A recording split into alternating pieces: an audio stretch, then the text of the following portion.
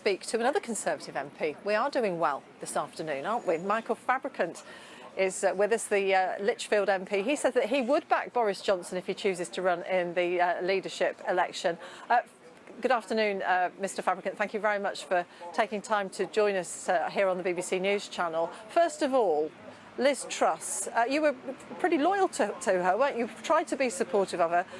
How are you surprised at how quickly it all went so wrong? Yes, I was. Instantly, you say we're all doing well here. I have to tell you, I'm not doing so well in the sense that I've lost my voice. So this croakiness, you'll have to forgive me. Yes, I did back Liz Truss simply because I felt it was the right thing to do, to be loyal to her.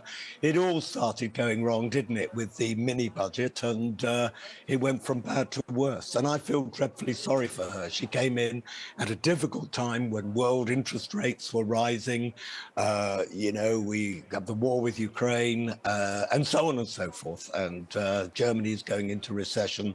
It's a bad period at the moment for anybody to become Prime Minister, and I don't envy anyone who takes over. But of course, it was her decision, her economic policy, which sort of spooked the markets and caused all that turbulence. Now, you believe that Boris Johnson would be welcomed back by many, but some of your colleagues have described him as Marmite. You either love him or you don't.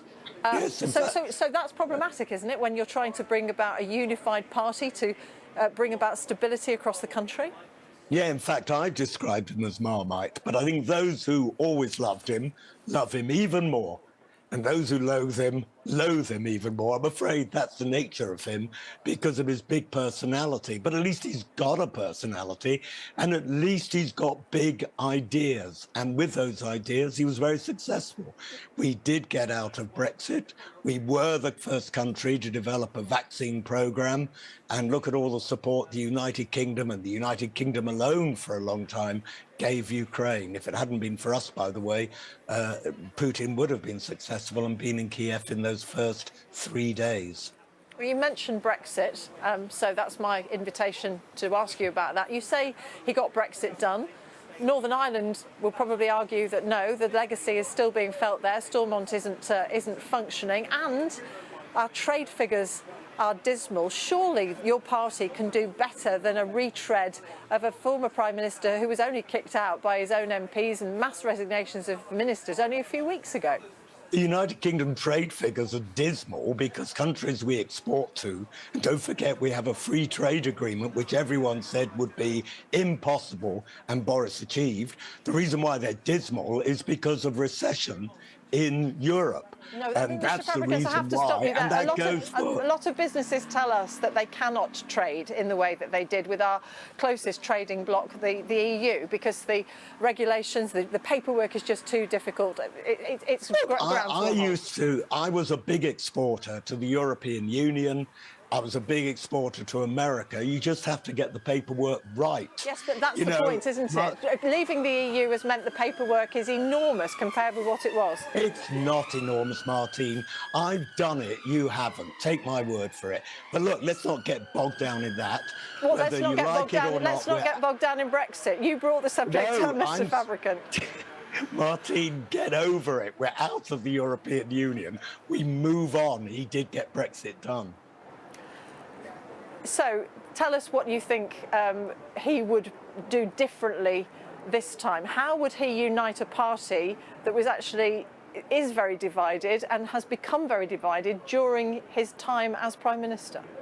Well, I tweeted this morning that whoever wins, whether it's Rishi, whether it's Penny, we've got to get behind that person. And I think most of my colleagues realise that for the interests, not of our party, but for the interests of the British people. We've got to get back to managing again. We've had a turbulent 6 weeks. Let's now get on with managing the economy well. Otherwise, God forbid, if we got a Labour government governed by the trade unions with their sort of socialist ideas, it might suit a few people in North London, but I can tell you the rest of the country would suffer. Well, that would appear not to be the case, would it? Because Labour are ahead in many of the opinion polls, and Boris Johnson's popularity in the wider public is still really poor. People still don't trust him, even though he's been out of office a few weeks now. Martine, I think you need to get up to date with the opinion polls. If you actually look at opinion and the attitude towards Boris Johnson, the attitude towards Keir Starmer, they're very revealing. People don't know what Keir Starmer stands for. They don't trust him. But look, that's not what you called me to interview me about. I mean, let's talk about Boris's merits. And the merits are that he is a big ideas man and he does get things done. And what we do need to have is a very, very strong team backing him up. One of the great changes that he made just before he left was to have a department of the Prime Minister. Things got pretty slack, I think, within the civil service. Hence, we saw it wasn't just Boris who got a single fine. We saw lots of civil servants also getting many fines because of what happened in Partygate. They thought it was legal because it was a working environment. We don't want to go into all that again, I'm sure. Well, a lot of people do want to go into it, Mr. Fabricant. That's why I raised it. That is one of the reasons that people don't trust Boris Johnson any more than they did when he was first kicked out a few weeks ago. We did speak to Ben Page earlier on today from Ipsos, and he confirmed these latest But Murray figures. haven't done a recent poll. Let me ask you about Boris Johnson's and the fact that the Privileges Committee is still investigating him. Surely wouldn't be wise to reinstall him when they haven't come back with their findings. You can't have a group of little politicians, and by little I don't mean little people, but a small group of politicians of about 8 people dictating to the rest of the country who can or cannot be Prime Minister.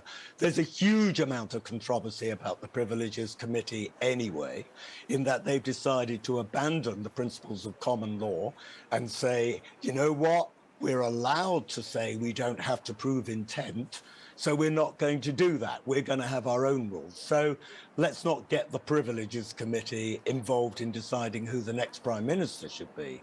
Well, that's like saying we're not going to have a few hundred MPs decide on the future direction of this country. That committee is there to look into a potential misleading of Parliament by Boris Johnson. He's doing the job that they were set up for. Yes, well, some of us have a view about that, and I've just expressed it. But look, you could also argue, and maybe I can ask the question for you, you could also argue, is it right that we go ahead and we have a new member of Parliament appointed without a general election? And my answer to that would be, well, it's not in our constitution to have a presidential thing. Keir Starmer has been arguing for that, and yet Keir Starmer supported, when he was a member of the Labour Party, the transition from Tony Blair to Gordon Brown. And of course, those with longer memories will remember the transition from Wilson to Callaghan. And of course, they argued long and hard with the same reasons constitutionally that we're arguing why you don't call a general election. Well, certainly the Conservatives still have that mandate from December 2019. Let me just ask you quickly about Jeremy Hunt, if I may. He's come in as the Chancellor, seems to have steadied things down a little bit. To what extent might he be the king or queen maker, insofar as who he's prepared to work with could be, given the edge? Yeah, I mean, I'm really pleased you asked that, because Jeremy came to the 1922 only on Wednesday. I mean, my gosh, how time is moving on. It's just a matter of hours, things change dramatically. And he actually gave a very, very amusing, inspiring, informed and open and intelligent speech. Whether he would be a kingmaker, I'm not so sure. But I personally would very much like to see Jeremy Hunt being maybe Chancellor in the next government. But you've got some very good people like Nadhim Zahawi and whatever. Michael Fabricant, MP for Lichfield, thank you very much for talking to us. Thank you. I hope your voice improves very soon. So do I. Thank you very much. Thank you.